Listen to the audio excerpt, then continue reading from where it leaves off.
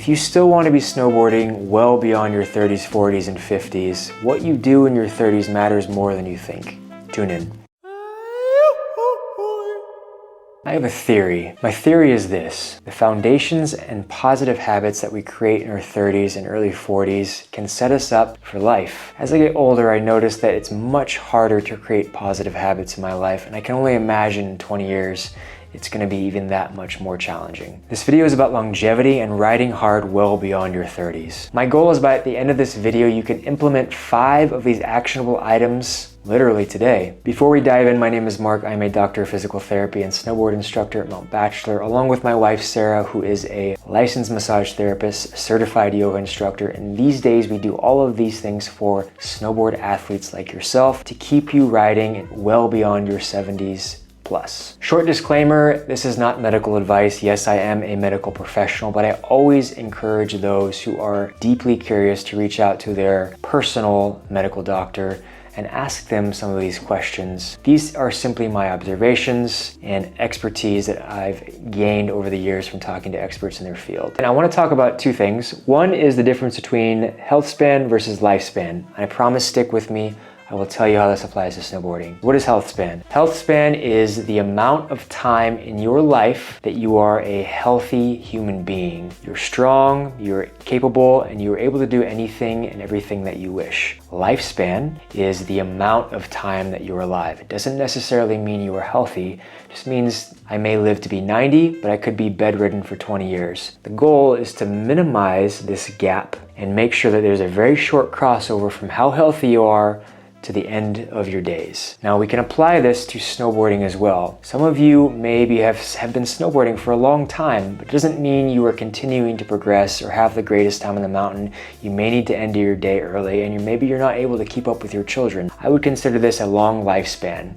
Personally, that's not what I want. I want a long health span. For my athletes, I want them to go out and continue progressing appropriately, continue lasting the entire day, continue having the most fun, and not being worried about whether they're gonna make it back walking on 2 feet versus in a wheelchair by overdoing it. I hope that makes sense. Okay, let's dive in. Number 1, as you would expect, strength train year round. Strength training is your injury buffer and strength and performance booster. What does that mean? As we get older, we tend to lose muscle faster every decade. Even more important, especially when we get in our 30s, 40s, 50s, and beyond, that we continue creating muscle hypertrophy, continue stressing the joints, ligaments, tissues appropriately so they can handle the stress on the mountain. Snowboarding is an intense sport, and if we're not strength training and preparing our body and building that armor appropriately, we may pay for it on the hill. Additionally, we tend to lose that elasticity that we once had in our muscles, tissues like our ligaments and tendons. And often this is a point of contention with injuries from overuse or stress overload. So I don't want to overcomplicate things, but I like to implement some basic things in my in-season and off-season routine. Snowboard-specific movements, rotation-based movements, core strength,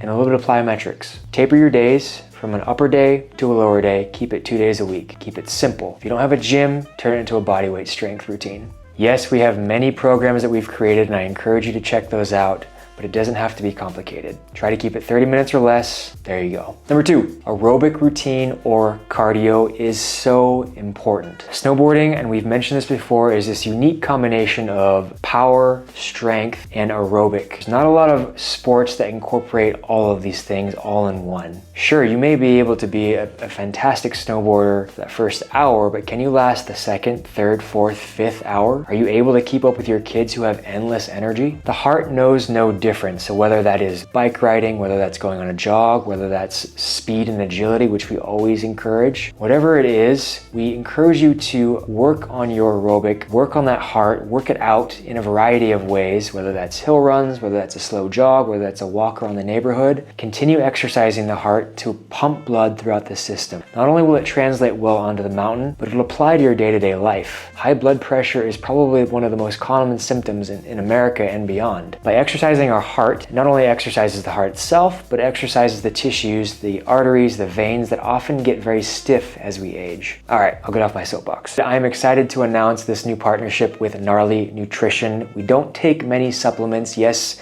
we still love Element, but I also take a little bit of vegan protein. I also take a little bit of creatine monohydrate, and that's pretty much it. I encourage you all to give them a try. They are awesome. I promise you'll love it. Number 3, commit to recovery. I often see recovery becoming more important as we get older, but I encourage the younger athletes to implement these things. Recovery looks different depending on the athlete. I know as of recent, sauna, cold plunge, percussion-based tools are very, very popular. They've always been there. They're not going away. It's only as of recent that there's been more data coming out. Whatever that recovery looks like to you, whether that's sitting on the couch reading a book or watching a movie, or whether that's going for a short hike, make sure to start implementing this in your day-to-day and ultimately listen to your body. Sleep is probably the most important out of all of these, so of course I would make sure to prioritize that. Sleep allows your body to recover. Additionally, it allows your brain to recover, which is equally as important. Number 4, dial in your gear and your stance. So first, let's talk about gear. Whatever the conditions that you have where you are riding on the regular, make sure to have gear that's going to keep you warm and allow you to move freely. Yes, I know snowboard gear is very, very expensive. Buy secondhand, buy local, as always. The investment that you make will pay off dividends. Personally, I like to have, and I'm blessed to have, a quiver of snowboards, but I like to have boards that are specific to my resort. So I ride in the PNW, and we call that Cascade Concrete. So I want to have a board that allows me to move freely, where I don't have to work as hard, and it's going to keep me injury-free all season long. Secondly, stance. Stance is going to be different for everyone. Common question we get is, I have a previous injury. How do I change my stance to accommodate? Again, this is going to be different. We know in a closed chain, the femur is going to internally and externally rotate on top of the tibia. And what does that mean? Maybe if I have a previous knee injury, maybe I need to have a little bit more positive stance to allow that knee to open up a little bit more freely. Maybe it's a heavy pow day and I can't ride positive. I know some of you like to ride that way. Maybe you just need to have a natural duck stance in that back foot, maybe a -10 or a -15. Whatever it is, I encourage you to stand in front of the mirror, perform a series of squats. You don't have to go all the way down to 90 degrees, but figure out where is most comfortable for your feet before you go out on the hill. These small tweaks that you make with your bindings, with your width, with the type of snowboard, the stiffness, will make all of the difference. Provide a fun time to keep you riding for years to come. If you're enjoying what you're seeing, I encourage you to please like and subscribe. It helps give us motivation to put out great content like this.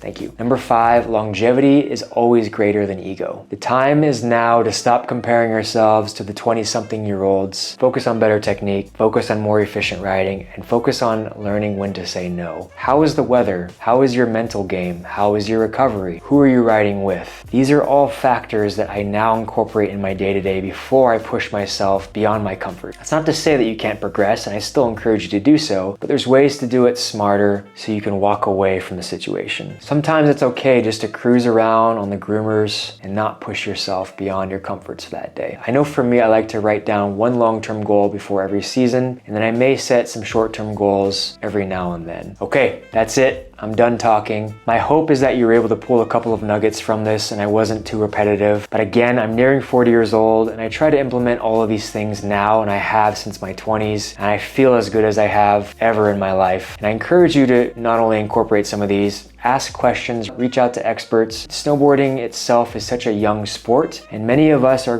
going to grow into this as we get older in the next decades. Let me know in the comments below what you have or haven't been doing to keep you riding longer. Thank you so much for joining, and I will see you next time.